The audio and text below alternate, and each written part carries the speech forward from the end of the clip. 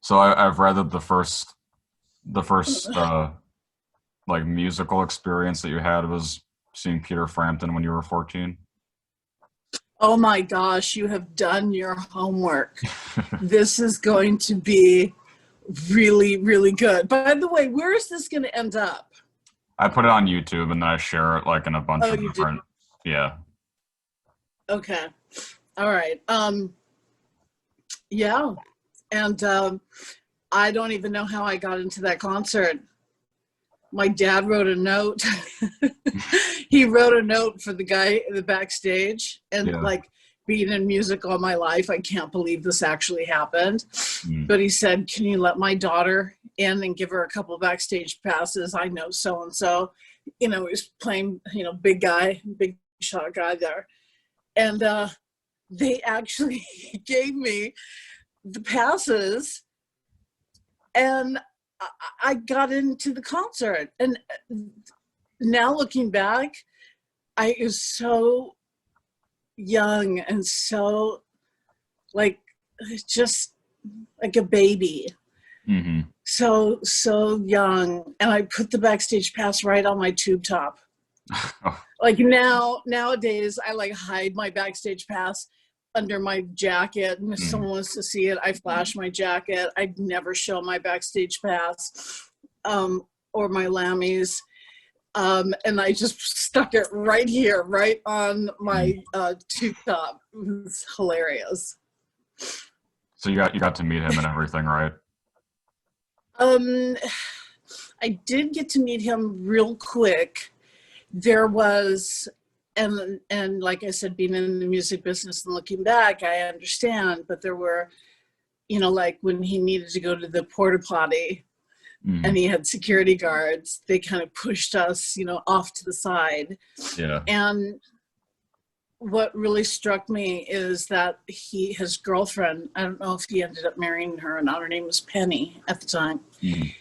This girl could go anywhere she wanted. And there were places I obviously couldn't go, and I Right. was watching her.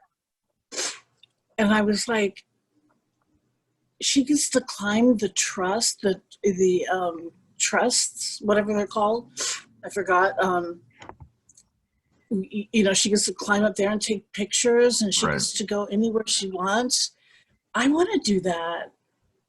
And I like manifested it. Hmm.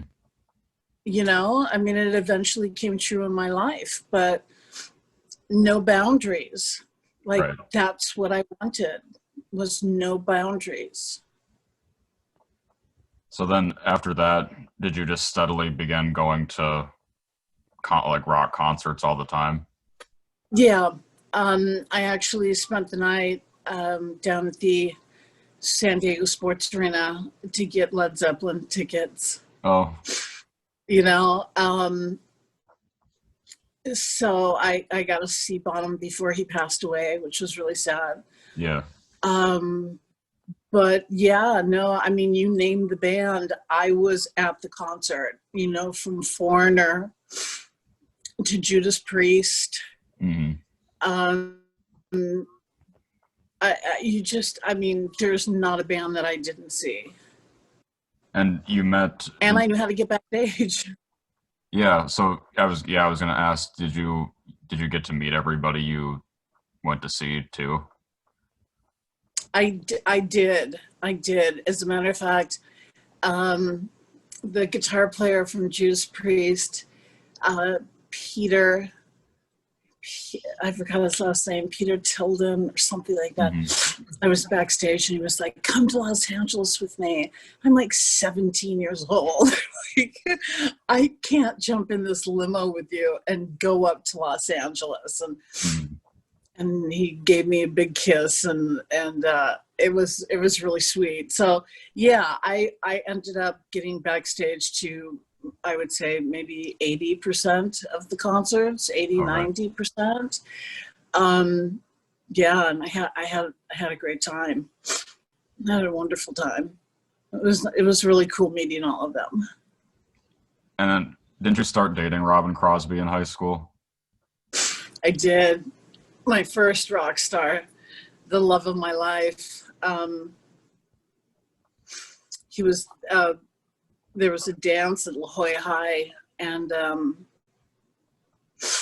I saw him just watching the band, and I was looking at him, and he turned around and looked at me, and it was as if all the sound in the room evaporated, and it was just the two of us locking eyes. And we spent the rest of our lives with that feeling until the day he died. And you know, I was with him at the end, not when he checked himself out, with his roadie to get his last dose of heroin. Oh. And I understand it. I understand that he had me bringing peppermint schnapps to the hospital. I'm like, the guy's dying. You know, give him what he wants. This is crazy. So I'd hide the peppermint schnapps under the sink in the bathroom at the old folks' home or the hospital where he was, and bring him Mexican food. And then I hear one day that he took his life, and he was in such bad shape. He was in horrible shape at the end. So it was like assisted suicide, you know, by her. And did you, because there was obviously that kind of interval period before you got the rat covers. Did you just stay in touch with him like that entire time? Oh, yeah. Yeah. Yeah, definitely. I actually, because of my connection with Van Halen, I actually got my boyfriend at the time, who was the lighting director who eventually became the manager of Van Halen, to go see them at Gazzari's. Yep. And he gave them a bunch of tips and kind of steered them in the direction to go with Capitol Records, and really helped them with that. So I was glad that I could help them, that I could be a part of that. Right. And so when you met Van Halen, was that when they were kind of just starting out too? Well, yeah, it was like the first album. I think it was the first album. Did the first album have just the symbol, the V? Yeah. In blue, and that was the first album. Yeah. Okay, then I met him on the first album, and I did what I did when I was in San Diego. I knew the guys that were, you know, bouncing the backstage area, and my girlfriend at the time was dating the sound engineer, which I have an issue with David Lee Roth in his book. He said that I was dating both the sound engineer and the lighting engineer. And I'm like, David, when I write my book, I'm going to get you back. That is not true. But my girlfriend, and so I met Pete, and that's how I met Pete. And we started dating, and 3 months later, we both decided that I should, you know, live with him in Los Angeles. So I didn't have to go to the sports arena anymore. I could go wherever Van Halen was, right? You know. And it got to the point where it was like, oh, another guitar solo, give me a break. Were you equally good friends with each member, or was it like one more than the other? Well, David, and myself and Pete, we called ourselves the Three Amigos. So we were extremely close. Like you probably couldn't get closer than how David and I and Pete were. And Eddie, I knew him very well too, but he's very quiet. He was a very quiet introvert type of person, which you wouldn't ever think that when you saw him play live. You know, he was like, wait, this guy's an introvert? Are you freaking kidding me? Right. And then Alex, of course, he kind of kept to himself too, but he was much more gregarious than Eddie. was. And Michael, Pete and I used to go over to Michael's house with his wife and, have dinner and then sit in the jacuzzi and, just because Michael was such a family guy. Yeah. We did hang with Eddie and Valerie a lot. We would go to their house and she would cook, which she's doing now on television. She would cook, and I'll never forget the green velvet couches in their TV room that we used to sit and talk all night long. So yeah, that was, David lived with us. Oh. He slept on our couch in the living room for a very long time. And some of the things that he had us doing, I'm keeping for my book because they're just so outrageous. Right. But I mean, I will tell you that one time we were leaving St. Lucia in the Bahamas. Oh, we were going through customs, and Dave said, give me your bag, give me your bag, give me your bag. And I was like, I was so young. So I gave him my bag. We go through customs and he goes, okay, here's your bag, here's your bag, here's your bag. And I'm like, what did you do? He goes, well, I have cocaine and I knew that they would search me and they wouldn't search you. So I put the coke in your bag. And I was like, I mean, as I got older, I was thinking, oh my God, that is such a horrible thing to do to somebody. I mean, can you imagine if I got busted and I would try to, oh no, it's David Lee Ross. And they're like, yeah, it's in your bag, lady. So, yeah. What about outside of Van Halen, when you kind of in that early period when you were meeting all these bands, was it a mixture of positive and negative experiences, or was it kind of mostly overall positive? It was actually all positive, Okay. I mean, David, of course, did his stuff and, did coke and all that. And Pete and I never did drugs. And Eddie and Valerie, I found out later in their book that they were doing coke almost the whole time, and we had no idea. Yeah. So it was a surprise to me all these years later, because we would hang out together when the guys were on the road, and I had no idea. I guess it goes like, if you're not doing it, people don't tell you that they're doing it. They don't share that information. So you're not privy to any of that. So everyone thinks sex, drugs, and rock and roll. And I'm like, where was the drugs? Right. I mean, the only time it became an issue was later on in years when we had to open up for Motley Crue. Yep. then there were tons of drugs, but it didn't infiltrate, us. We just knew that they were getting fucked up, if I may cuss for a moment. So yeah, it was all pretty good. I mean, for a short time there, for about almost a year, I lived with a guy named Richard Dashett, who was the producer on all the Fleetwood Mac albums. Oh, yeah. So I got to hang out with, I met Stevie and Lindsay when they were still living in their one-bedroom apartment over by Culver City. I was in the studio with them. I traveled and spent birthdays and, just, it was incredible. It was incredible. What? I mean, it all came to me. It wasn't, I'd never searched it out. Right.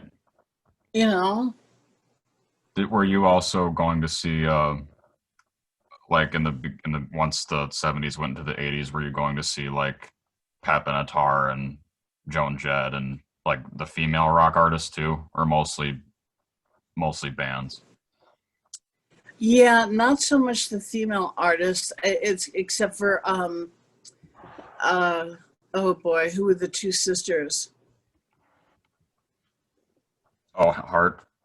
Hart, Yeah. yeah, Hart, yeah, and Lita Ford. Yep.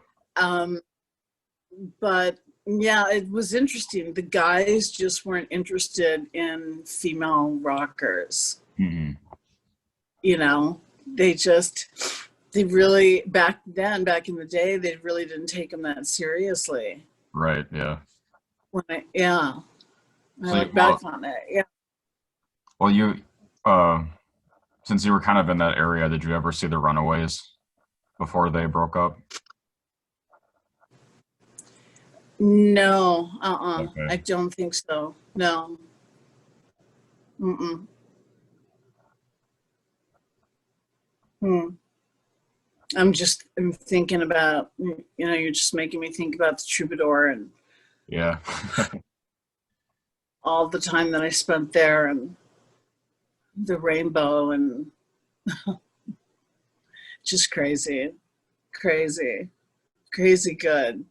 Right. Yeah. And I So can't believe I went through all of that without doing any drugs. yeah, that's insane. It's insane. I mean, I've never drank. Yeah. So that whole time, I didn't drink. And the guys that I dated, with the exception of Tommy Lee, um, really didn't do drugs. So there were no, you know, I skipped that. I was very lucky in yeah, I was very lucky. So when did you start wanting to make the transition into pursuing like acting and modeling and My career. yeah. Yeah. Well, I was living with Pete, and when I had met him, I'd worked at a hospital in San Diego, so I tried to get a job at Cedars-Sinai, Okay. Yeah. and they turned me down. I, you know, I they turned me down for that time. They said, come back in 6 months and we'll see what we can do. And I was like, okay, great. What am I going to do? I needed to do something. I didn't want to travel with them all the time. I Mhm. wanted my own life and my own, my own thing. So Pete took some pictures of me and he said, why don't you go to a modeling agency? So there's a whole thing that you're supposed to do when you go to a modeling agency. You're supposed to send in your pictures, get Yep. them approved. Oh God, my hair is just driving me crazy. I've got my Jufro, I call it. Just too much of it. Anyway, so then submissions and all that fun stuff. So I went down to an agency, and the secretary, and I put out my photos, and the secretary said, I'm sorry, we're not seeing people today. And a guy walked by and he said, wait a second, hang on. So he took my pictures, went and spoke to someone else, and he came back and they said, we would love to represent you. I Mhm. was like, oh my God, this is so cool. The sad thing is that things have always come so easy to me Mhm. that later on in life, when that doesn't happen, it's like, wait a second, Right. I'm so used to things just coming so easy. And it can't be like that your entire life. You got lessons that you need to learn, Yep. So anyway, I got an agent, and the agent, set me up with an acting agent, and he sent me out to for like Arsenio Hall and all these people. They were looking for a model that could act, and so I was up against Cindy Crawford, Christy Brinkley, Tyra Banks, all those girls, and I got the contract with ABC. And so that's what got me the agent. I got the agent, and they sent me out on my first movie called Gwendolyn, and I didn't have a passport. I never really been out of the country. I've never had a paycheck except for my modeling. And they handed me so much money and a passport and told me that I would be in Paris, in the Philippines, and south of France, and Africa. Yep. I was like, okay, this is really cool. The only problem is that Pete said, if you take this, we're done. I'm breaking up with you. Mm-hmm. So it's either me or the movie. And I was like, I will see you later, Pete. Love you, but this is an opportunity that I cannot turn down. Right. And it was the most incredible experience. And then while I'm shooting Bachelor Party, I guess Pete hears about it, and there's a knock on my door. I open it up, and I'm being served. The guy goes, "Are you Tawny Kitaen?" And I said, "Yes." And he goes, "You've been served." I'm like, "What? Who the heck is serving me?" I open it up, and it's from Pete Angelus's attorneys saying that he wants 10% of every movie that I've done because he's the one who started my career. And I was like, dude, this is not you're managing Van Halen right now. Give me a break. I am not giving you 10% of everything that I have made. Right. And it was just, it was total bullshit. But he actually spent the money to get an attorney to serve me. Yep. Who does that? Who freaking does that? Well, I was gonna. Prior to Gwendolyn, your first thing was that you were in that TV movie called Malibu. You remember that? Yeah. Oh my gosh, I can't believe you know that. I would love to get a copy of that. I would love my kids to see that. Yeah, that was with Robbie Benson. That was California Girls. Oh, was that California Girls? Yeah. Okay. Oh my gosh, I'm getting things confused. Yeah, Malibu. I remember playing the sweet, innocent. I always got those roles. I always wanted the bad girl roles, and I never got them. I always got the sweet, innocent, nice girl roles, who gets the guy at the end. Yeah. That was so much fun shooting that. I loved every second of that. That was great back then when ABC had those movies of the week. Yeah. Everybody could, the family could, sit around the TV and watch really sweet movies. You must have developed, since you worked with Robbie again after that, did you develop like a friendship with him on California Girls? I did. And that's why he hired me to be in the movie. And it was really, speaking about playing the good girl, the bad girl, I was a heroin addict in that movie. Yeah. And I didn't really know what a heroin addict did or how they behaved or anything. So, you know what? I need to see that movie again. I do. And I really don't like watching myself, and you hear that from actors all the time. Yeah. But yeah, I'd like to see that movie again. I want to check that out. I want to see how I portrayed a heroin addict. I remember it being, pretty decent. But yeah, oh my God. Things are just like rolling around in my head.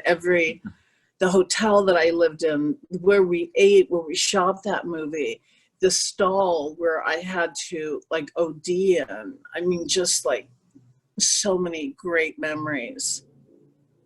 Lived in New York for that one for 3 months. Oh, yeah. I mean, who can complain about living in New York on someone else's dime? Right. Right? And when you got Bachelor Party, was that more involved of a process? Or was it just like given to you, kind of? I had to screen test with Jeff Conaway and Paul Reiser. So they called me back at 20th Century Fox to screen test. They didn't tell me I had the job, but every time I'd go back, there was a different guy there. So after doing all the screen tests, my agent called and said, "You got the part." And I show up on the set, and there's Tom Hanks. Oh, okay, yeah. And he had already done Splash. Yep. He had, already had that television series on, the show, Two Pals. What was it called? What was it called? Bosom Buddies. Bosom Buddies. That's right. That's right. So, yeah, I was really, he obviously didn't screen test. They just called him up and asked him if he wanted the job. And so I guess they were screen testing me. What other guys were, besides Jeff Conaway and Paul Reiser, who else do you remember being with? Those are the only two that screen tested with me. There could have been other guys, but I think since I was, like I said, I think it was more, I mean, the fact that I didn't screen test with Hanks kind of tells me that they were checking me out and wasting those guys' time. Yeah. Because they already had Tom Hanks on the hook for it. Yeah. You know? And, he's had an incredible career, but I absolutely think that if I was his agent, I would tell him that he needs to do another movie like this, like A Bachelor Party 2, where our kid is now getting married and we're the parents, and especially for this generation to know who he is. He's an incredible actor, but he needs, I'm gonna tell him what he needs, but he needs that rom-com, that funny, to show that light side of him instead of being so serious all the time. Right. And I'm guessing that's just, I'm guessing you and him got along like super well too. Yeah, we did. I got to marry him 3 different times. Yeah. So that was cool. Yeah, 3 different locations, 3 different ways of doing it. We had no idea which one was going to end up in the movie. But yeah, we got along really well. I mean, he's such a nice guy. You never hear anything bad about him. It was interesting. Everybody's so surprised when I tell them that during, takes, long takes. Yeah. We would sit and talk in our chairs, obviously, but really long takes. He would sit in his trailer and read Time magazine. Oh. And it was like, okay, that makes sense now. Mm-hmm. You're a very serious man. Right. I just started reading Time magazine, maybe 15 years ago, not, 80 years ago when we did Bachelor Party. Yeah. Not 80. It feels like it. Did you interact much with Adrian's med too? I did, because I was, a female lead. Yeah. Of course, I got to hang out with all the guys all the time. And I mean, they probably had so much fun. in scenes that I wasn't there for, Yeah. but they must have had just a ball shooting all of their scenes together, trying to keep it together for, boy, what was his name? Oh gosh, he's gonna kill me. The guy who worked in the auto part things with the orange shirt all the time, the big guy, Oh yeah. comedian. I mean, I just can't imagine being the AD trying to corral those guys, to get them on the set. Yeah. What about Wendy Jo Sperber? Oh, Wendy, she was such a sweetheart, such an absolute sweetheart. I just loved her. Hmm. I loved her. She's doing really well now, which is nice to see. She died. Oh, she did? Yeah, she's the one who passed away. Yeah.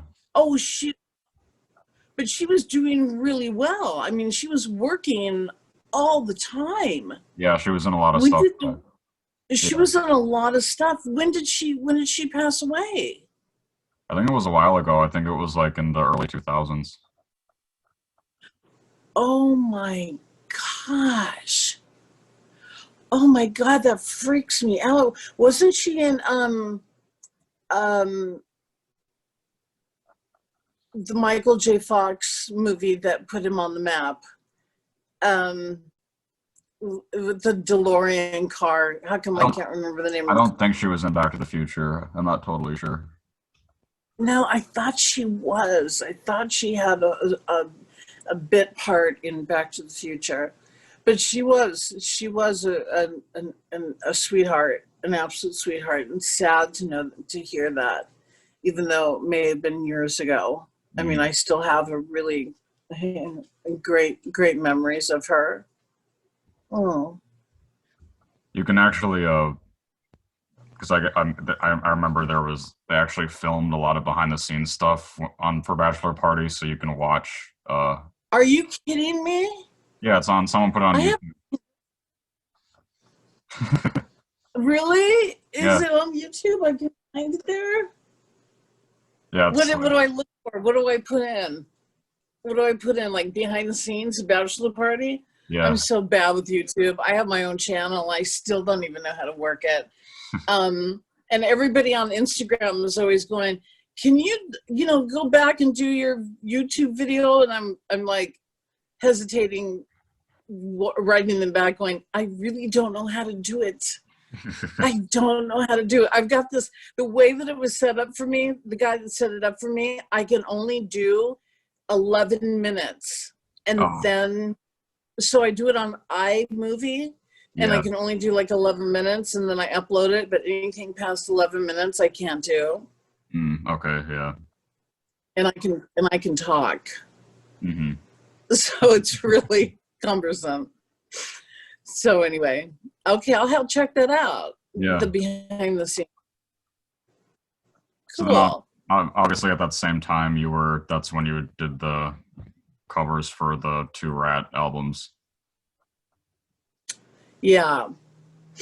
And Stephen Piercy and Rob and Neil Slozauer, who's one of the greatest rock photographers of our generation. Stephen and Rob were on either side of me, and I was wearing fishnet stockings, and they were throwing mice on me. So the mice would cling on to the fishnet stockings, and you didn't see my face, you just saw my legs, and I was just like, oh my God, no. There was nothing I could do. They had handfuls of mice, and they were just throwing them at me. And I had to do that for 45 minutes. Neil had to get the perfect shot, of course. And I mean, it was... I'll never forget that. I think that's such a classic. I love that album cover. I think it's really, it says so much about the culture and the 80s. Totally, I mean, I think it represents very well that time. Yep. You didn't need to see my face. You didn't need, a girl in a G-string, which is one of the things that I refused to do with any of the rock stuff that I did. Oh, yeah. I always had to be dressed. I always had to have clothes on because I always was the nice girl. Mhm. So, but I think it was pretty indicative of the time without being overtly sexual and in your face. Yep. It kind of leaves like more to your imagination. Right. Exactly. Exactly.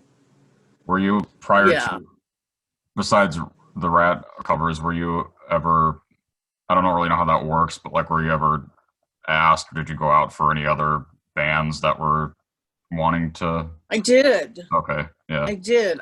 I got asked to do other bands.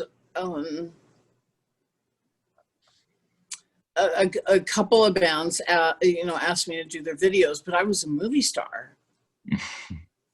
I wasn't gonna do anything for TV or do, because back then that's how it was. Like, movie stars don't do commercials, movie stars don't do television.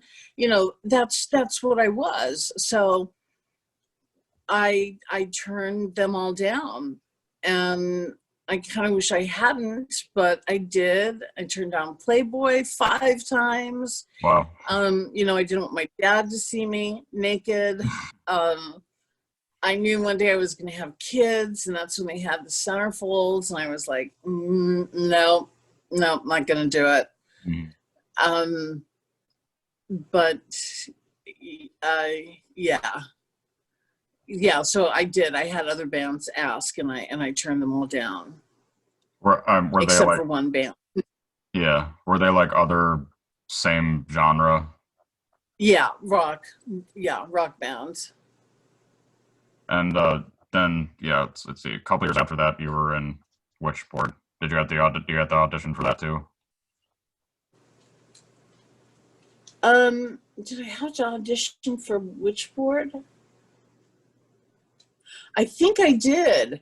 And I immediately connected with my director, and we started talking after my reading, and there was just something about Kenny and I that we just immediately clicked, Mhm. and he knew that he could trust me to do whatever he told me to do. And you need that between a director and an actor, like, you need to be able to like look at the director and read what he's thinking and go, got it. Right. And then, and go do your shit, so we had that type of dialogue between us, and still to this day, I'll see him at conventions and stuff, and we still, like an old married couple, can read each other's mind. Mm-hmm. That was a fun project to work on. What was the hardest scene for you to shoot? The scene in the hospital Where you get your head cut off? where I get my head cut off. And Malford, or whatever his name is, scared the living shit out of me. And I knew that it was just all special effects. It was a movie, for God's sakes. And he scared me. I mean, I don't watch that movie because it scares me to death. And I know that it's just, like I said, it's just a movie. But it was so well done. Yeah. That it was just really scary. I remember the scene where I had the hatchet and I had the black hat on. Yeah. And that was pretty innovative, of that time, of that shot, the way they did it, how they circled around me, and there was you couldn't see the crew, you couldn't see the lighting, that was pretty cool back then. I enjoyed that. I got to finally play the bad girl, Yep. for a moment. And was that at the ending where you were just describing the whole look that you have? Was that a joint idea between you and the director, or was that all on him? No, he let me. I got to pick out my wardrobe Okay. for the entire movie. I am such a clothes horse. I am a shoe aficionado. Hmm. If you saw my closets, like this house that I'm in right now came with a wine cellar. Mm. And because I don't drink, I use it as my wine cellar. I need more shoes, that type of wine. Yeah. So I put all my shoes in the wine cellar, and right where the bottles are supposed to be, my Yeah. shoes are there. Yeah. So yeah. So anyway, back to the movie. That was, that was me. I got to dress her up. And did you also believe in supernatural things too? Yeah, I believed. I mean, I had played with Ouija boards before, and I don't know if my girlfriends were moving them or not, but they seemed to work. I mean, even I think you in your subconscious kind of moves the thing, and is it your subconscious, or is it somebody coming through you to make you move, the Right. Ouija board? But it gets to the point where you go, okay, throw this thing out. Like, this is really scary, Yep. and we had to, and David was the name of the guy, as you know, Yep. the spirit that I had to get, and manifested him into being my first husband. Mhm. So, yeah, I loved my leading man. He was one of my favorite leading men. Okay. Yeah. Yeah. Did you meet Kathleen Wilhoit? I think that's her name. She played The girl who played the spirit, the psychic. Yeah. the psychic. Yeah. Yeah, she was really like her character. Oh. It wasn't a stretch for her to play that role. She was really kind of like that character, Mhm. which was really interesting. She was a character. She was quite a character. Didn't she get thrown out the window? Yeah. Yeah. Yeah. When you don't watch these movies, you don't watch it. It's like, and that's another reason why actors need to watch, because you need to see what the other actors are doing in the movie. Just because you don't like watching yourself, like, check out the work and everything that your co-stars, put into it to make this movie as good as it is. Right. Yeah. You know? So outside of that too, I wanted to ask: was there any like really big '80s TV shows or movies that you auditioned for? Mm. Boy, I mean, there were a few times that I went to the network, which is the most intimidating, scariest proposition you can ever give an actor, because it's always at night. It's always, the executives from the network are there, and they've been working all day long. And then you have to go into a theater that they have, and you have to perform, Yep. like a horse at a circus. And it is so intimidating. Yep. It's horrifying. I had to do that for WKRP. Oh yeah. Yeah. And they were, there's 50 of them in the room, and I finally just said, excuse my French, but I just said, fuck it. I am going for it. I am just not going to worry about the 50 executives from NBC, Universal, everything. I'm just going to do my thing. And I did it and I got the part. So there were quite a few that I didn't get because of nerves and all of that. But, it was meant to be. I was, it seemed like every job I was going on, it was like me and Demi Moore, me and Sharon Stone, Oh, just all those girls. And that was a pretty gnarly group of girls because they were all extremely talented. mm-hmm. Did you interact with them much or no? No, those two girls that I happened to mention, weren't really, I'm sure maybe they are with other girls, but they're just not really girls where you can Right. sit and have a conversation. And it was more, I'm not going to call them out, but no conversation. So since you're talking about TV now, I can just go off slightly here. Did you have to do that same kind of thing for Santa Barbara? Because you were on that for a long time. I was.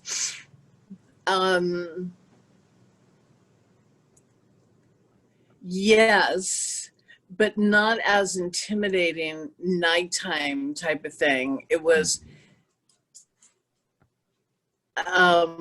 Santa Barbara. Was that NBC? I think so.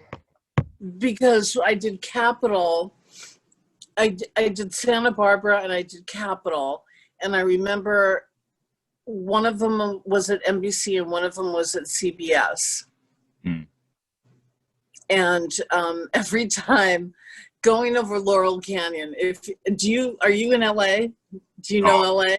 I kind of do, but yeah. There's the canyons, there's Laurel Canyon, there's Beverly Canyon, there's Coldwater Canyon, there's all these canyons, and they're just horrible getting to work in the morning. Terrible, absolutely terrible. So every time I lived on one side of Laurel Canyon, I would get a job at the other network that was on the other side of Laurel Canyon. And then I'd move over to the other side of Laurel Canyon, being close to CBS, and then I'd get a job at NBC and have to drive over Laurel Canyon again.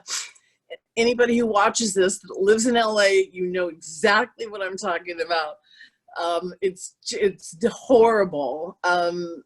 There's no way around it. It's one road and it's just a 2-lane highway. Oh, it's just the worst. But doing soap operas, man, that is, do you know that that's the lowest on the totem pole of payment? Yeah. Soap opera actors make absolutely no money whatsoever. I mean, compared to when you're pulling in for like America's Funniest People, you're pulling in, a good $60,000 a week, which is nothing now, $75,000 a week. And you're doing a soap opera and you're getting like $5,000 to $10,000 a week.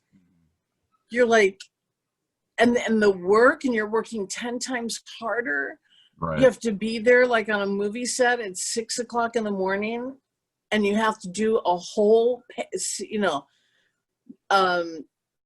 script where on a movie set you do maybe 4 pages if you're lucky.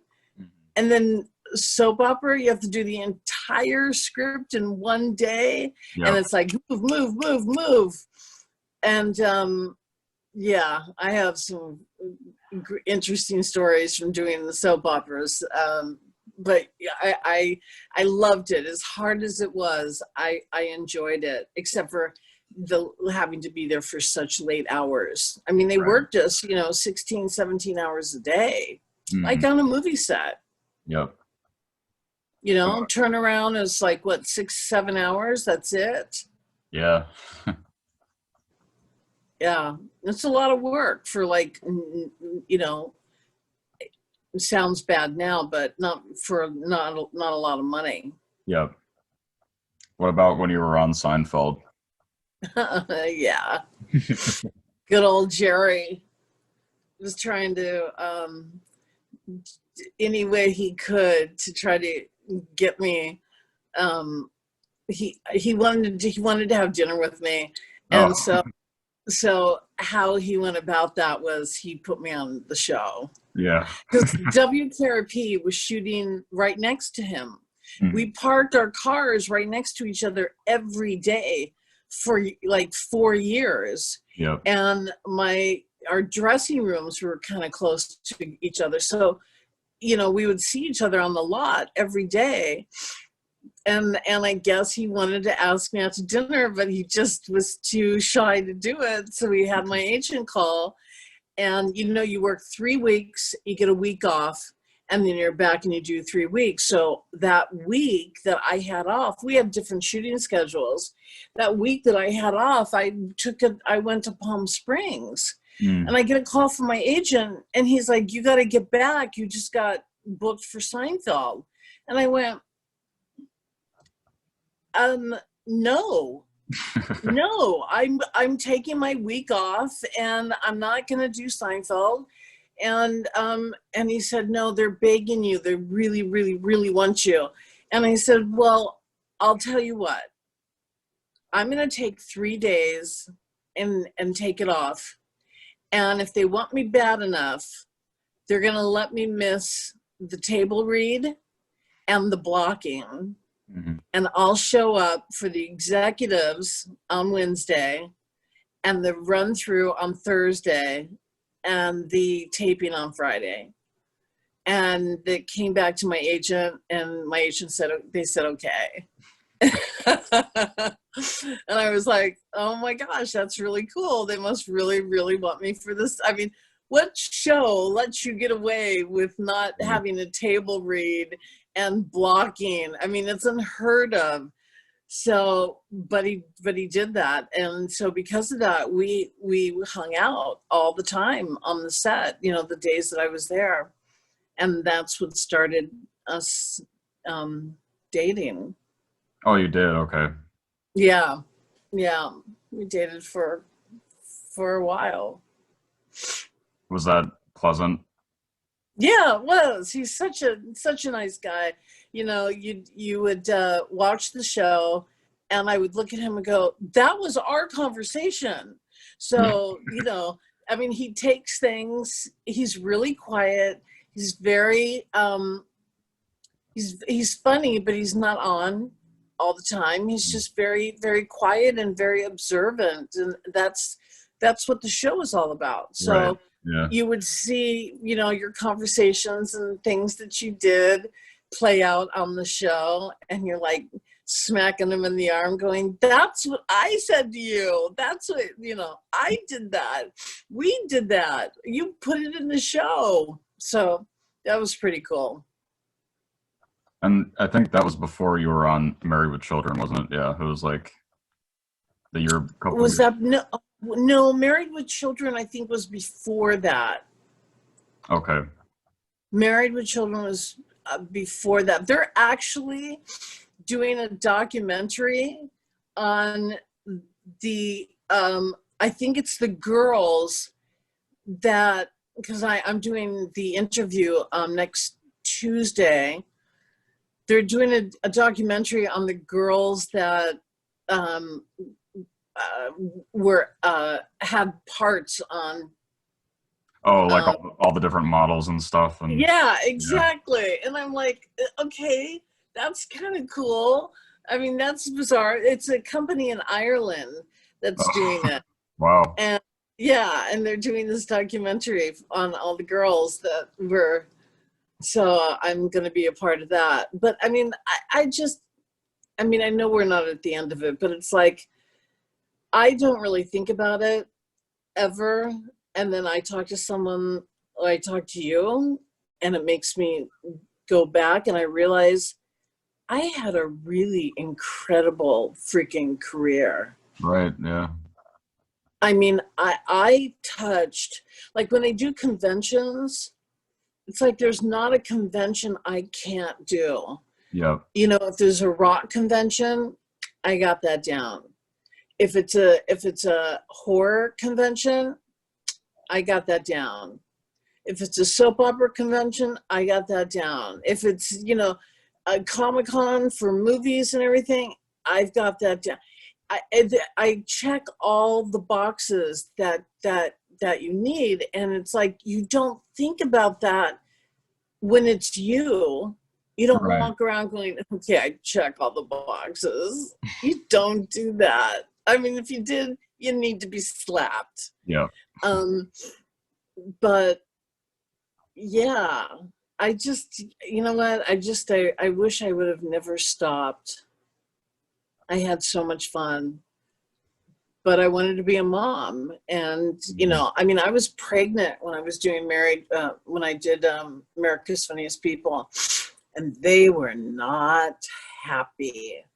Oh, huh. Not happy because they hired me because I was pretty, I was sexy, I was all those things, and then all of a sudden I'm pregnant. Yeah. So they had to. So what they did was they never showed my stomach. They never showed my belly. Yeah. So you could tell that I was getting bigger and bigger by the close-ups that they would shoot, because the frame was getting smaller and smaller and smaller. And it was just like from my shoulders up, you know, when I was like 9 months pregnant.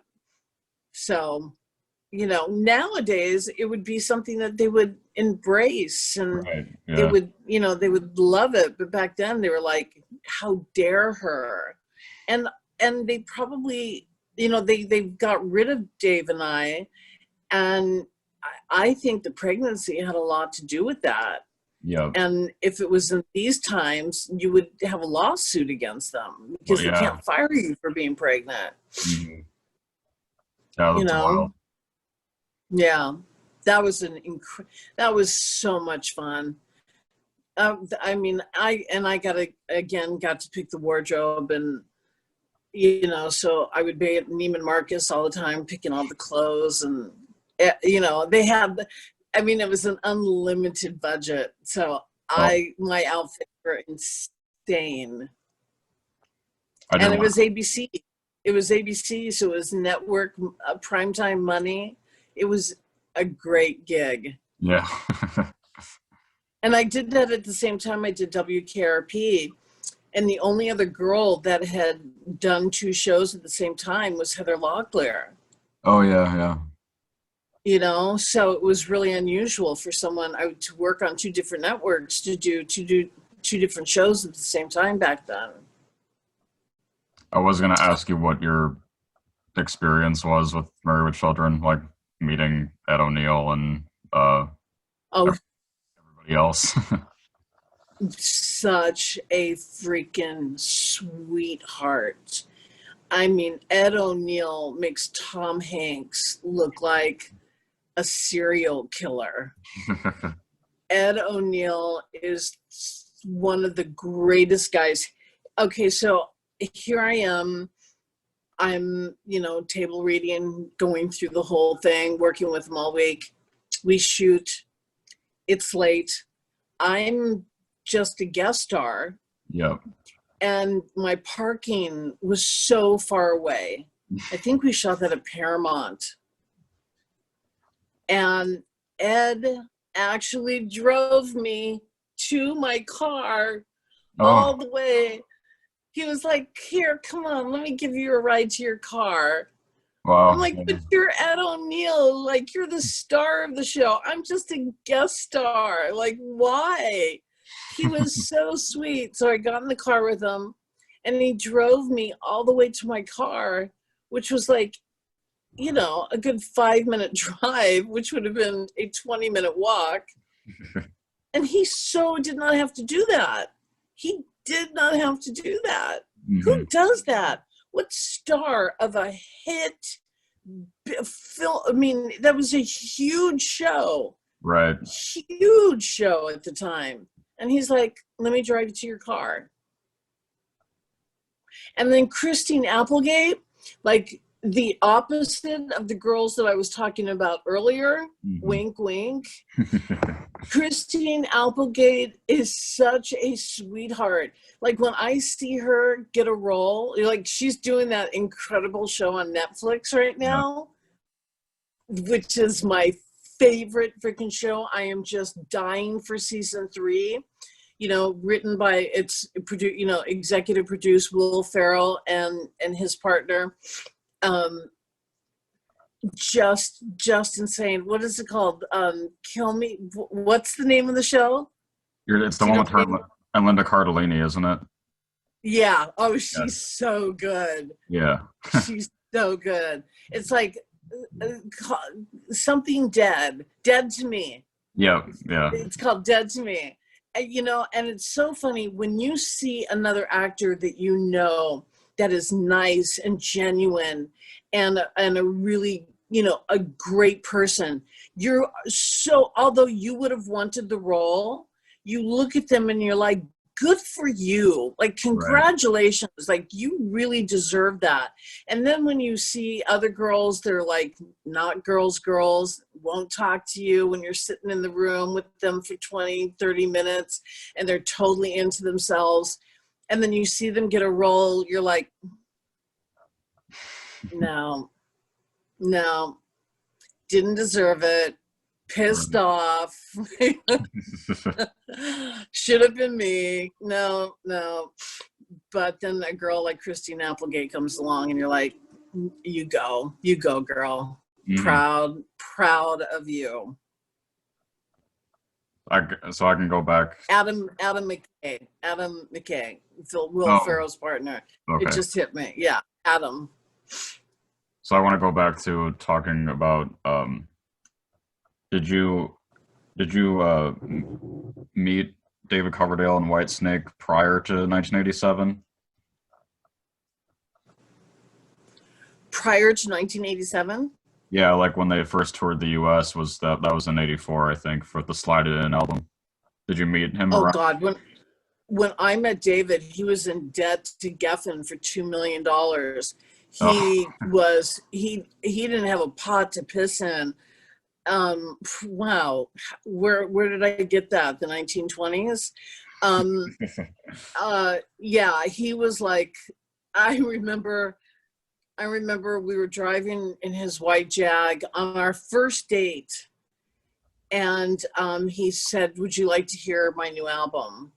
And all I could think was, because I'd been around Van Halen, for God's sakes. We were on tour. I lived on a tour bus with Alex and Eddie. I mean, no girl was allowed on the tour bus except for Valerie and me. And I was on the bus and toured with them for years. And then Fleetwood Mac. And like, here's this guy who thinks he's a freaking rock star, wants me to hear his cassette. So I'm like looking out the window and I'm rolling my eyes. I'm going, oh God, here I'm dating another guy who thinks he's going to be a rock star. And I had no previous, I didn't know he was in Deep Purple. And Deep Purple was before my time anyway. Yeah. So, you know, I mean, the earliest I went back was The Who and Led Zeppelin. Yeah. And Deep Purple was not on my radar at all. So I had no idea.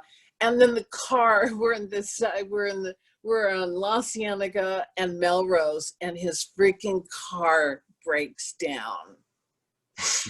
He's in that blue suit that he wore in the Deeper the Love video, or the Is This Love video.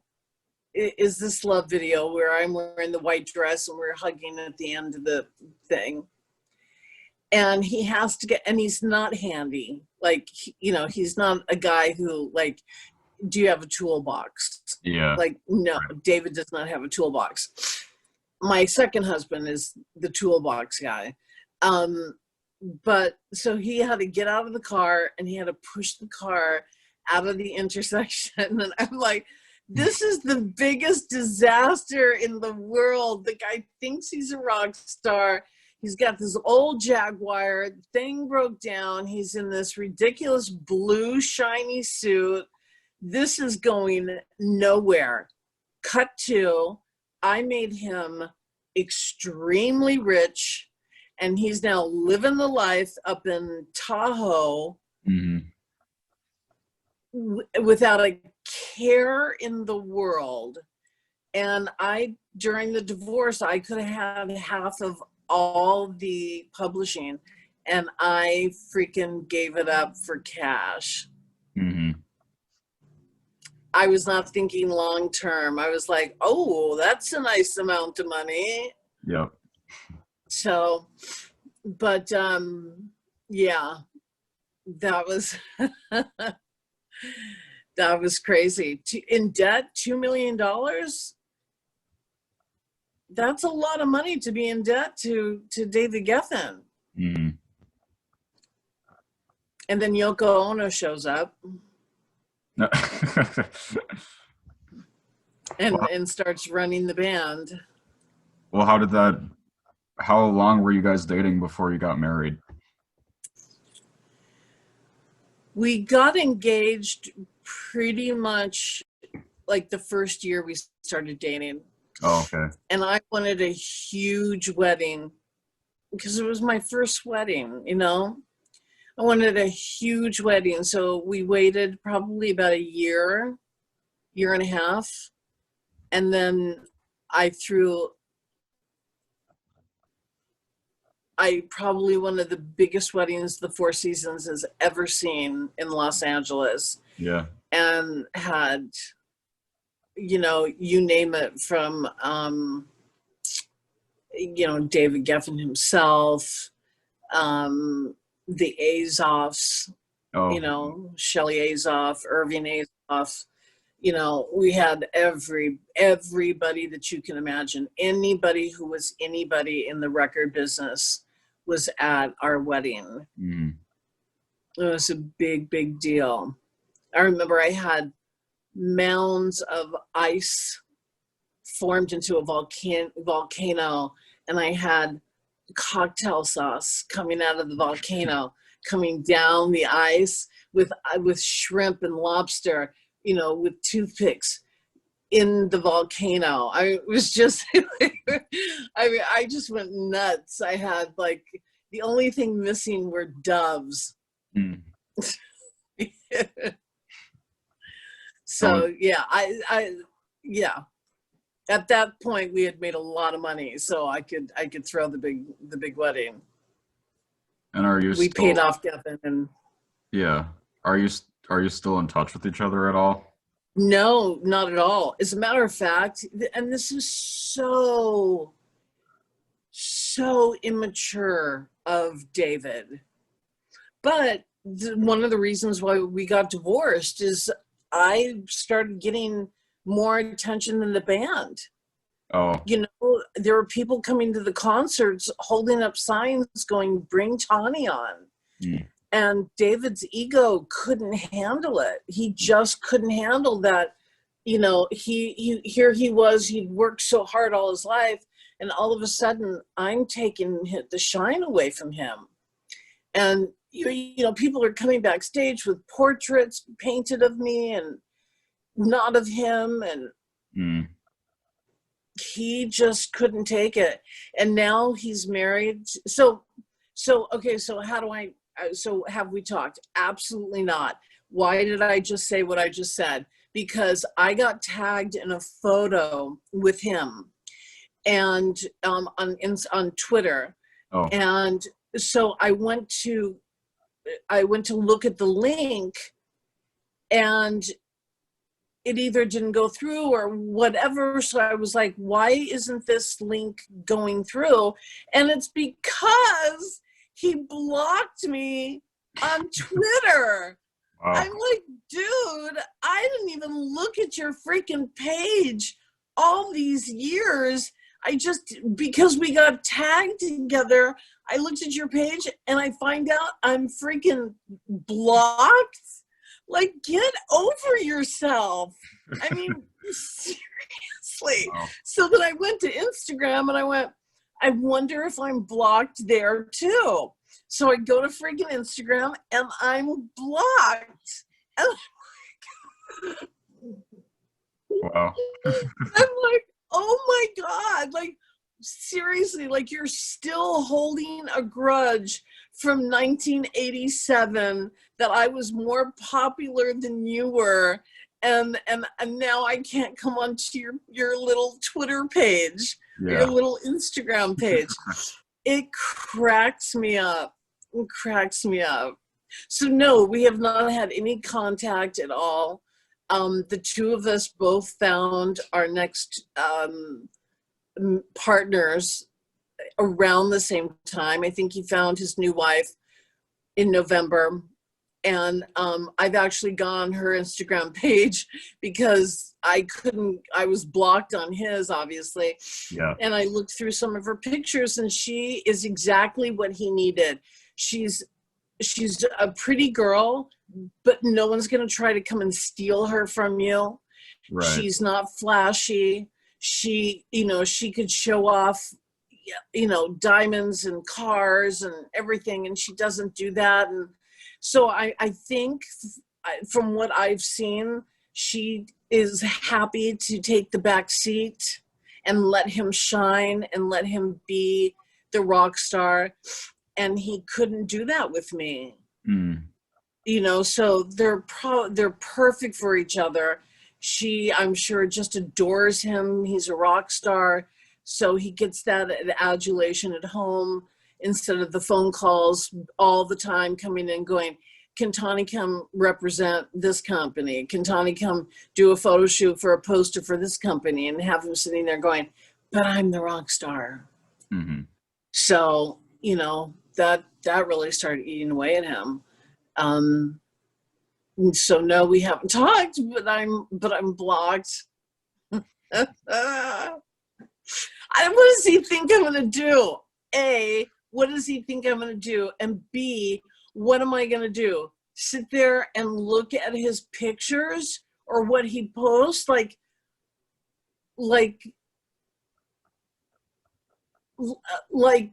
I don't know. I don't even know what. What do you do when you're looking at someone's, all you're doing is just looking. You're not harassing them. You're just looking. What am I going to do? Post something like, oh, that's a stupid picture, which I get a lot of times from people. I mean, I wouldn't, anyway, I just think it's so funny. Yeah.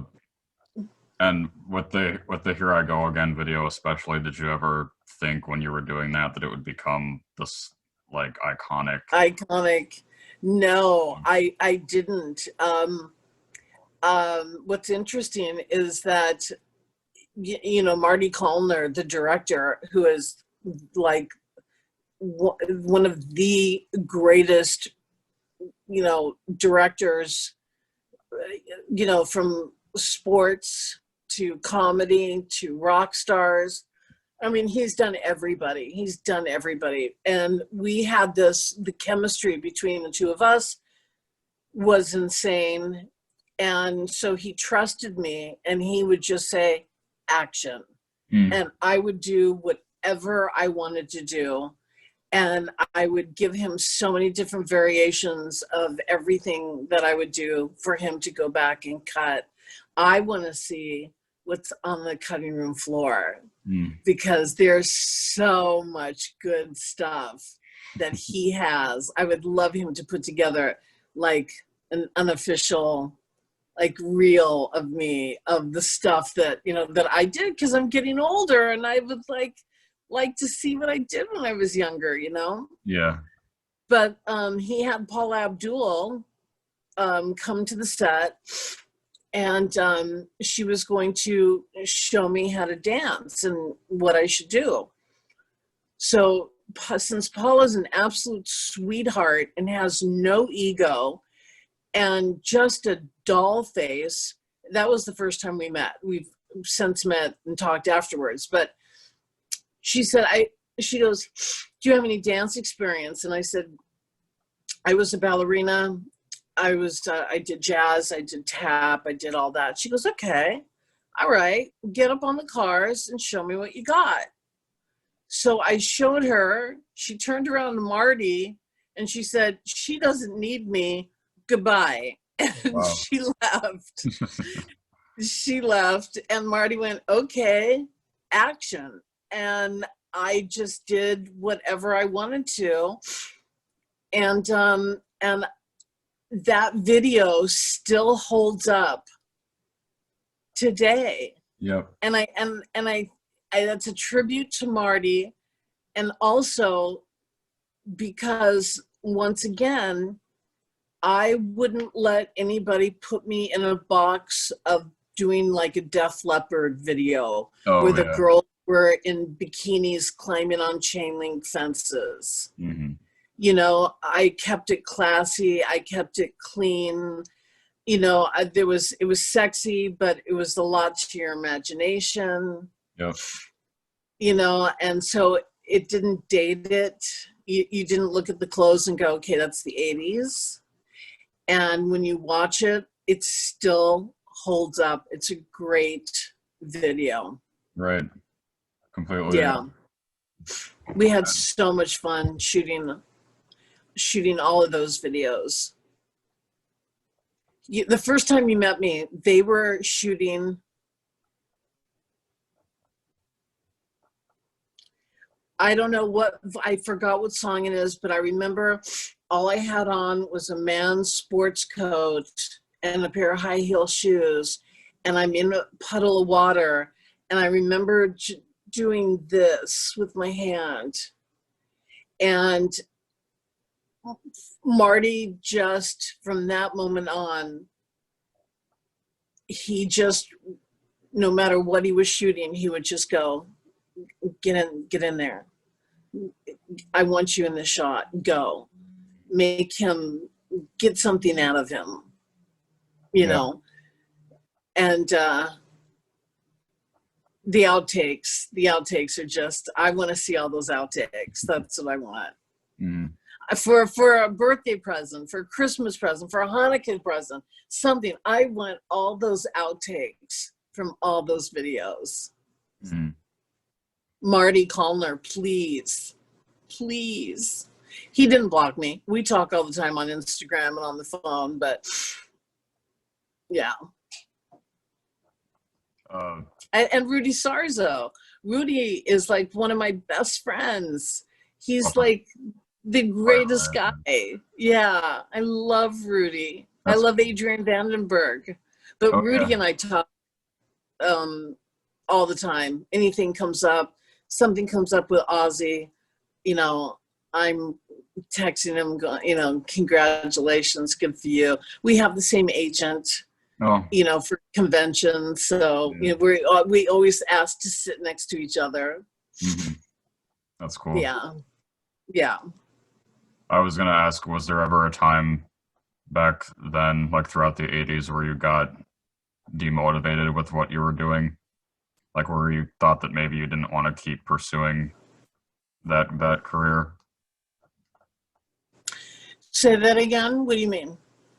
Like, was there anything that happened, like some kind of audition or a bad experience after your career got going where you kind of maybe stepped back and you were like, maybe I don't want to do this? There were a lot of things that I missed out on because I was on tour with Whitesnake and could have built an incredible career. I was lucky after we got divorced that I did Seinfeld, WKRP in Cincinnati, America's Funniest People, Hercules, where I lived in Auckland, New Zealand for 2 years. So I was on a TV path. And that's when I unfortunately and fortunately met my second husband, who's a great guy. When I say unfortunately, I'm just referring to my career. Yeah. And we were dating on and off. I was dating Jerry during one of our off periods. And Chuck called me and he said, we're going to be playing the Mariners. I'd love for you to come. And so I snuck away from Jerry and I went and saw Chuck up in Seattle. Mm.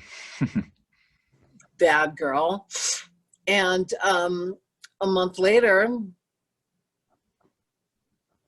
all of a sudden I'm like, okay, there's something that's supposed to happen to a girl every 30 days. How comes it's not happening?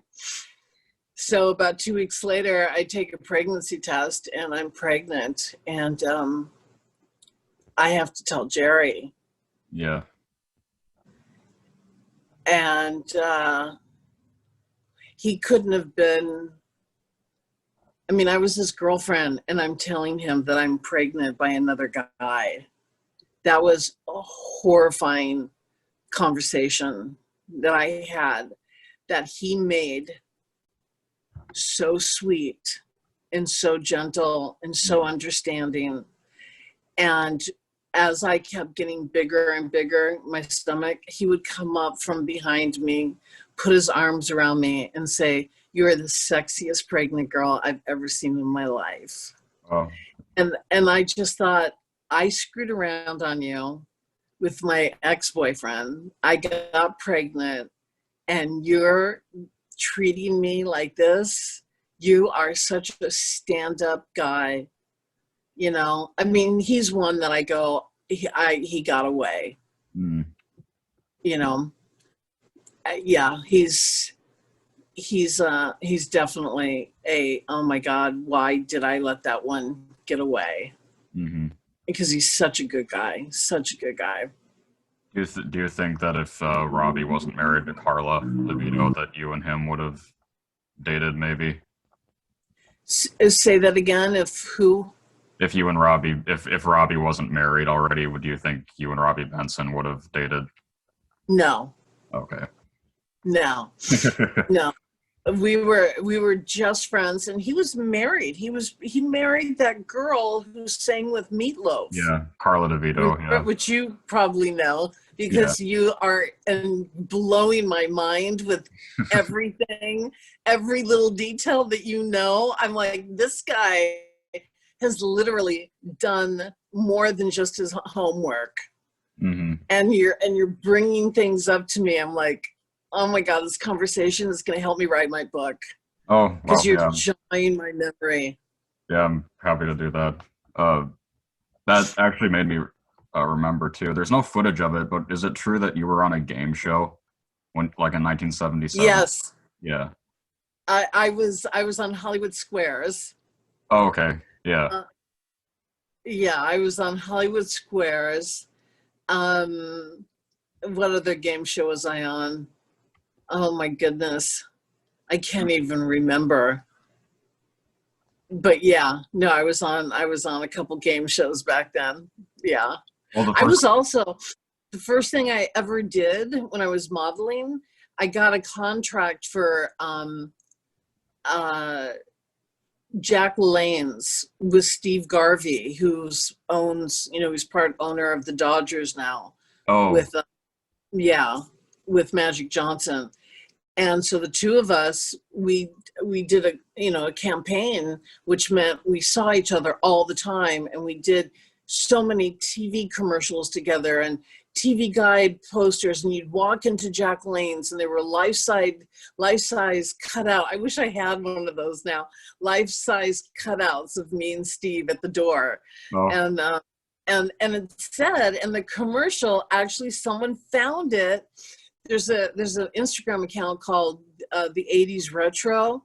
I think that's what it's called. And there's my commercial, and it says Tawny Kitaen actress. And I'd never thought about being an actress before, but they called me an actress, and I went, oh, okay, that's what I'm gonna be. I'm gonna be an actress. Yeah. And I tried to. I'm so bad with technology. I tried to get it on my Instagram story or try to get it on Instagram, and I couldn't. I didn't know how to pull it over. I needed like one of my daughters here to help me, and they're so could care less about my career. They're like so I secretly, maybe they, you know, care, but to me, they're just like, Mom, get over it. Yeah. Like, you're nothing, you know. Everyone's like, your mom's an icon from all those videos. And I'm like, no, that's just my mom. I'm like, listen to your friends, for God's sakes. Mm.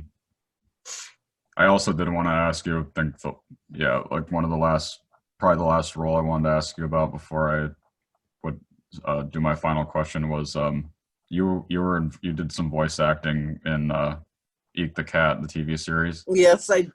Yes, I did. Oh my goodness, you are good. Yep, I did with Steve Holland. I got to play an 500-pound pink cat. Yeah. And that was probably one of the greatest jobs I've ever had, because hair and makeup, not a thing. Sweatpants, tennis shoes, absolutely. Come as you are. And I'm a sweatpants, tennis shoe kind of girl anyway. I'm not a labeled dress up chick. I'm a surfer chick from Huntington Beach. Yeah. So yeah, that was really cool. I was really grateful for that job, and did that for 2 or 3 years. That's the other thing. Mark the box for voiceover cartoon things. Yeah. Yeah. Oh boy, I forgot. Thank you for that. Thank you for the trip down memory lane. Yeah, I couldn't really see you be asked about this stuff in other interviews. Like, not that I could really see. People weren't really asking you. Yeah, no, definitely not. I mean, I'm really impressed. Oh, thank you. Yeah. Yeah. I did. How did you? What did you do? Did you just read up and like? Yeah, and like I went through and watched clips of some of those more obscure things too. So you can watch some of these things on YouTube? Yeah, I mean, the whole movie isn't on there, but there's some of California Girls on there, and Malibu I think might be too. Oh, interesting. Yeah, and then yeah, like my kids are going to be getting some links. But the last thing that I like to ask now is, what do you want your legacy to be? Do you think? Do you have like a different answer when it comes to film and the music video stuff, or is it the same? It's a really good question. I did it all. Yep.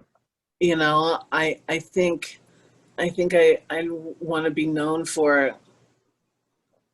It wasn't just this or just that. I was everything. Mm-hmm, right. I was everywhere. So, that's what I'd want my legacy to be, is what didn't she do? Yep. Yeah. So that I was honored. I was blessed. I was lucky. I was in the right place at the right time. Yeah. And do you think if you weren't from the area, do you think that you would still have tried to pursue entertainment if you were in another part? 100%. Okay. 100%. Like all the casting directors that, back in the day, all the casting directors knew me, so they didn't have to see me before the director. I would always be like, there's different steps, as you know. Like you get called in for the casting director, and then if you make it past that, then you go to the director, and if you make it past that, you go to the executive producers. Well, I always was able to pass the casting directors because they knew me. Yep. So they would send me straight to the director. Well, all those casting directors aren't in the business anymore. Mm-hmm. So all the casting directors that are there don't really know me, you know, and they don't know my history. And so it's like, so it's like I was saying early in this conversation, and it was a fair warning that I know how bad it was that I got everything like this. Yeah. I didn't have to work hard at all to get whatever I wanted. I was lucky enough that I just got it, from putting my pictures down to see the secretary, to being told no, to the guy walking by and going, wait a second, no, we're going to take you. And that's not how you get into a modeling agency. Mm-hmm. You know, that's a real bummer, because now I'm like, well, wait a second. This isn't how it's supposed to go. Like, Right. I'm supposed to be able to just get into anything that I want to get into. Mm-hmm. And they're like, no, we don't really know your history. We're not taking the time to look at that. Yep. You know, you're not 23 years old and don't have 2,500,000 followers, then, I mean, I'm lucky I'm lucky that I have as many followers as I do. Mm-hmm. Because it's like, wow. I mean, there are kids today that are actually following me, and it's like, that's really cool. Yep. You weren't around during the 80s. You're like in your 20s, and you're asking me for advice.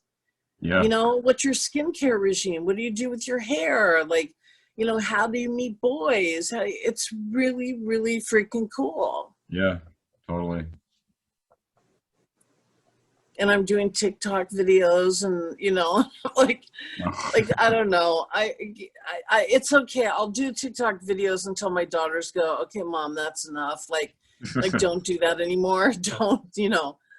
But they haven't said that yet, so. Mm-hmm. So I'm green lighted. I can go. I can do a TikTok video. That's good. Yeah. I'm in Minneapolis. Have you ever been up here for anything? If there's a stadium or a sports arena near you, I have been. Okay. Because my first husband, as you know, I went to every sports arena, every coliseum in the world and in America. My second husband, I went to every stadium where they play baseball in the American League. So I picked two guys whose career had to have like 60,000 people a night watching them. Mm-hmm. I mean, what does that say about me? I need a psychiatrist really, really bad. I can't date a guy unless his career gives him like 40,000 people a night to play in front of. Yeah. Anyway. I'll be sure to get this up and then send you the link once I have it up everywhere. Yeah, do that. That would be great. And of course I'll post it on all my social media stuff. I'm really honored. I'm really, really honored that you took the time and you checked everything out and wanted to talk. And I thank you. Yeah. I like just a couple months ago, I showed my mom Witchboard. Like we watched that together. Oh, you did? Yeah. I saw it a while ago, like when I was in high school. What did she think? I just thought it was fun.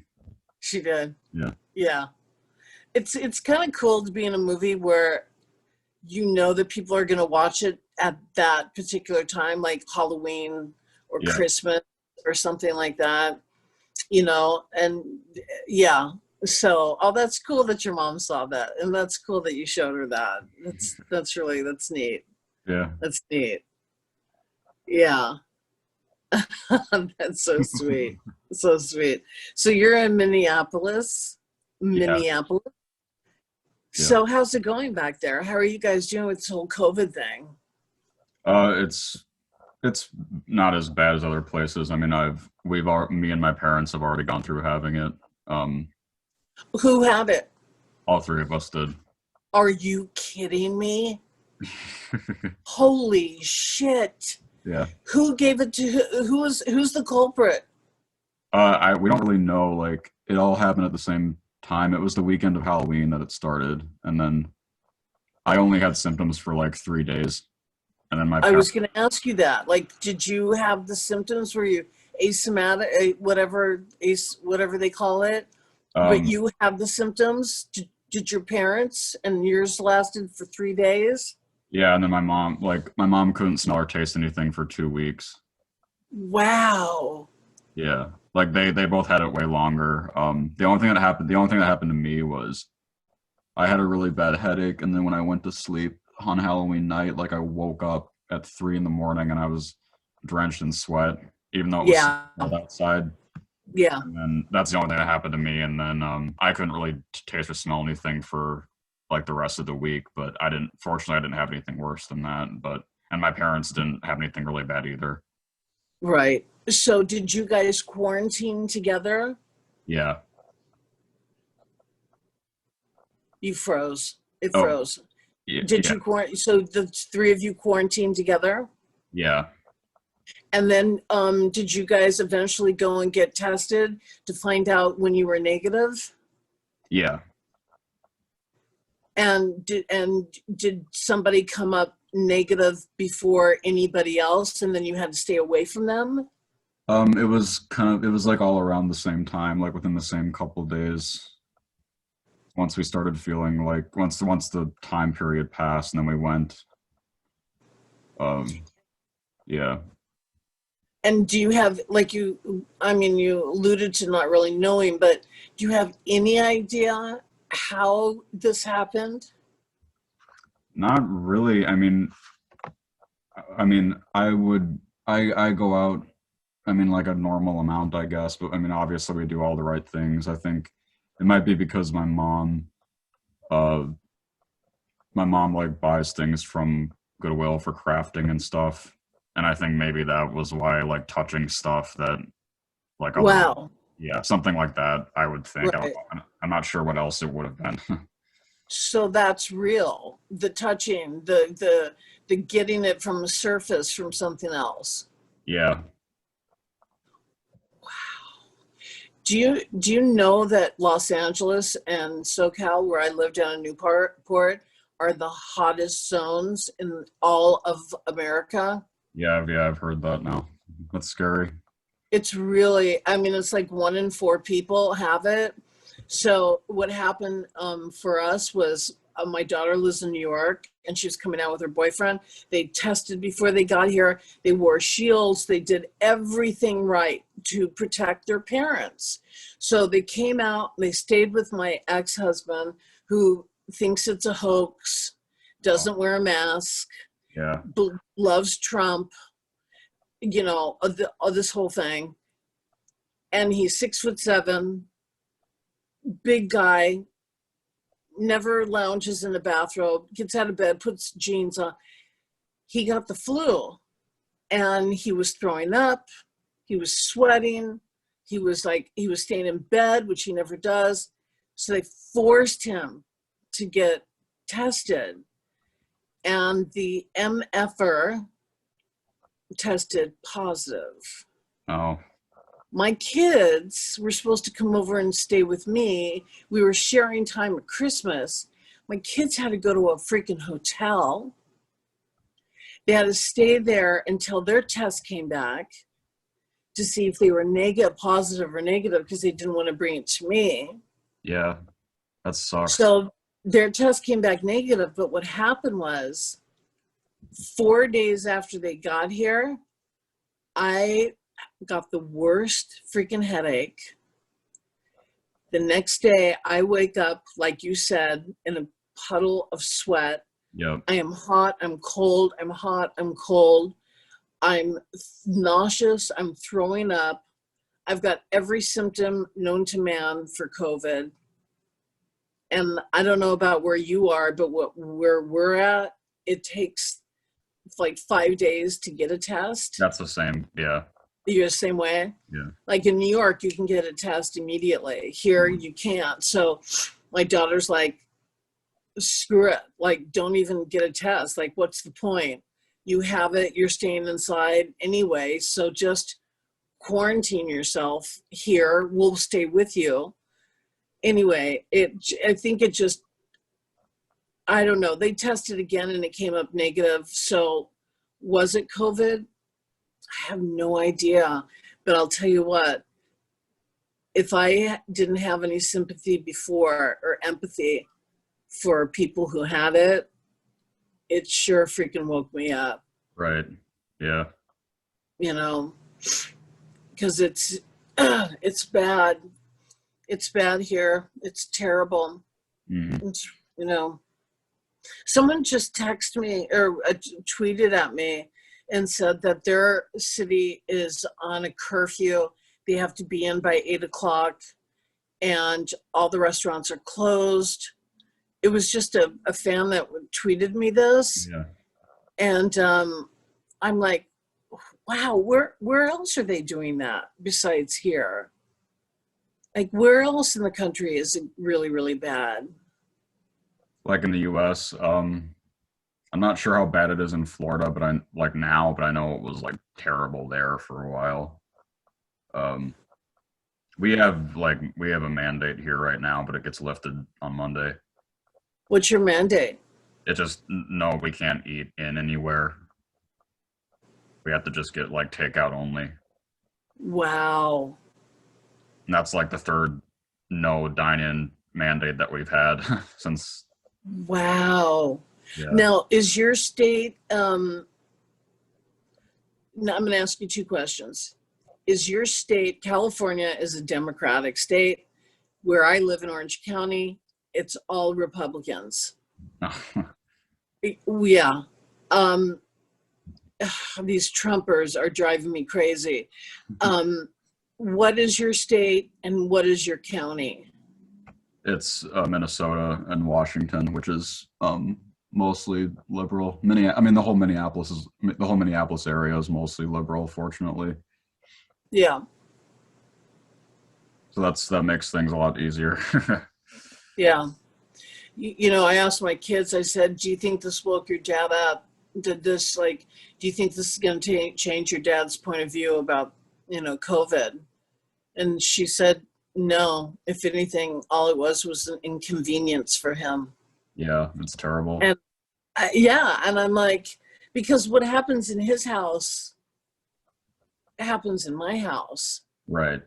So it was going to get me, and he didn't. Thank God we're close. Thank God we're really close, and I can tell him how I feel about him. But yeah, it's freaking scary. I think they just need to lock us all down and get us our shots instead of playing this game of Yep. locking you down for a little bit, then lifting it up. Yep. Yeah, totally. It's like Russian roulette. Mm-hmm. So anyway, I don't know if anyone's told you this, but you're really, really cute. Oh, thank you. You are. You're a really good-looking guy. Thanks. So what do you want to do? I don't know. Like I'm not getting paid for doing this, but I've been doing like interviews since July, mostly with other 80s people, but it's been like music industry. And do you know who like Billy Steinberg and Desmond Child are? Yeah. Yeah, like I started Billy Steinberg was the first person I ever interviewed, which was like incredible. I was super nervous. But I'm way more comfortable with it now because you would be like my 24th person. Wow. Yeah, since July. Wow, and you're doing this all for free? Yeah, it's just people that I have people that I'm personally a fan of. I just like reach out to them and Yeah. ask them if they'd be open to it. Usually it's pretty easy. I don't have to, I mean, I haven't really had like any bad experiences with publicists or agents or anything. So fortunately, Right. so far it's been okay. Right. Wow. So, what's your connection to Velvet? Is it Velvet Coke? Yeah, I'm just friends with her. Like she's like my same age. Her name is Naomi. Um, yeah, she used to have an even larger account, but then she got shut down for a while, and then she came back on. And fortunately, she got a million, like over a million already again. And I interviewed Eric Martin. Like, do you know who that is? He's the lead singer of Mr. Big. Okay. Okay. And Yeah. then I had my interview with him. She shared on her story on that account. So it depends on the person. Like, Yeah. she knows them well too. Then, and Right. if it fits into what she posts, then she'll share it. Well, I've never asked this before in my life, but I'm going to ask it now. Will you ask her to follow me? Yeah, Yeah, ask her to follow me. I mean, I'll obviously follow her for sure, but I would love for her to follow me. Um, yeah, that would be. It's so funny. It's like asking someone to go steady. Will you go steady with me? Do you want to be my girlfriend? But I've never asked anyone. I mean, I've got my followers, and if I get more, great. But I looked at her account. I was like, oh, I want to be one of the people that she follows. yeah, right. You're freezing. You froze. Oh, There you go. okay. Yeah. So, do you talk to her regularly? Yeah, like every couple days, like depending on what. Like I just talked to her the other day about making sure that she posted something about Tanya Roberts. Oh, yeah. Didn't she? She died, didn't she? Yeah, did you know her at all? No, I didn't know her, but I know. Didn't she like? Didn't they say that she died and she didn't die, and then Yeah, she died, and then they had to. What a horrible. That's for her family and her friends. So terrible. and what's even more weird is I didn't know that you could die from a UTI. Yeah, yeah. I know she had a bladder infection, right? Yeah, and then it turned into sepsis, and that's why it happened. But that's crazy. You never hear that. No. I mean, you just wonder how you get that in full. I mean, they always say that you can find how you find out that your man's cheating on you by getting a bladder infection. Yeah, So I mean, how else do you get a bladder infection? I don't know. I mean, just walking around my house living, I'm not getting bladder infections. yeah, So I'm curious how that happened. And it's so sad. She was so young too. yeah. Only She was 65. 65. Yeah, it's really strange. Crazy. So does is your friend like an influencer? She never posts herself, but like I don't think she's ever posted what she looks like. But it's mainly just all the pop culture stuff. And Right. I think her account got more famous because people were sending her photos to post of celebrities that weren't online anywhere. So she was like, Oh. yeah, Then my daughter works for a company called Shop Style, and they work with influencers. That's their business, oh, is okay, they yeah, work with all influencers, and and make sure that they get paid. And they work with Neiman Marcus to make sure that they pay the influencer that wears the clothes and all that stuff. I'm sure my daughter's company must know who. It's a cool name too. yeah, yeah, It's a really cool name. yeah. Yeah. So good for her. Good for her. That's incredible. Yeah, definitely. But- Yeah. And so do you have an account too?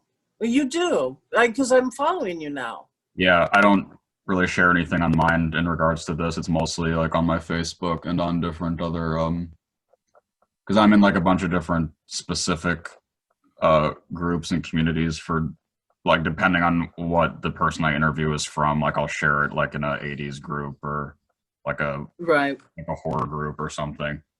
Right. Yeah, so that's So where what are you gonna, where what do you where are you going to share me then? um yeah, it would definitely be in 80s groups. It would also be in I'm in a few different like hair metal groups too. So Yeah. like the rock stuff and the 80s stuff. Right. Right. But Exactly. it gets the things tend to get the most traction obviously so far when the whoever I interviewed shares it on their own page. Right. I don't really have a whole lot of subscribers yet, but Yeah. yeah, I mean it's Well, I don't follow anybody. I have like for some reason I'm at 90. I'm usually at 60, so I've got to go through and delete a bunch of people. yeah. But I am following you. Hmm. Um and I'm if I'm not already following her on Velvet Coke, I'm definitely gonna follow her there. Um but Yeah, interesting way to end a conversation. Can you please have so and so follow me on Instagram? Oh my goodness. Well, you should be very, very proud of yourself. Did an incredible job, Oh, and you're just a natural at this. oh, thank you. Yeah. Start getting paid for it. I don't even know how I would do that. I would have to be associated with some kind of company. Well, you're building up your portfolio, and that's what you do. I mean, as a Yeah. model, that's what I had to do. I had to go around to different photographers and not get paid, and get build up that portfolio Yep. until I could get a paid gig. Right. And that's what you're doing. So good for you. That's Yeah. great. Thanks. And it's cool. You don't have to live in New York or Los Angeles for this. You can just live wherever the heck you want to. Oh, for sure. Yeah, that's what makes it a lot easier. But Yeah. yeah. So I'll just get this edited and posted, then I'll send you. I'll text you the info once it's up. Okay. All right. Sounds good. And Yeah. if you have a still from it, that would be great too, because then I get the still from it and the link as Yeah. opposed to just the link.